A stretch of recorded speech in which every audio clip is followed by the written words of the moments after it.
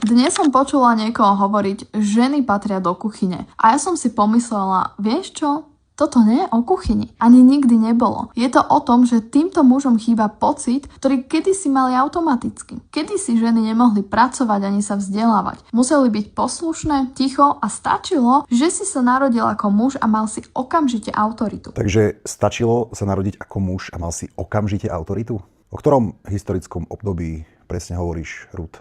Ty si myslíš, že v stredoveku muži si válali šunky na gauči a ženy boli v kuchyni?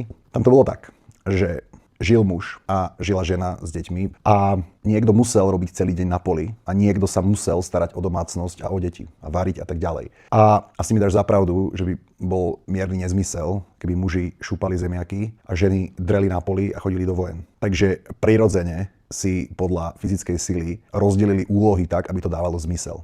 Žena bola v kuchyni pretože ten muž v nej byť nemohol, pretože od rána do večera musel dreť na poli pre svojho zemepána. Aby im ostalo čo len trochu jedla, tak musel celé dni pracovať. A tá žena bola veľmi vďačná za tohto jej silného muža. A bola veľmi vďačná, že môže sa starať o domácnosť a byť v kuchyni.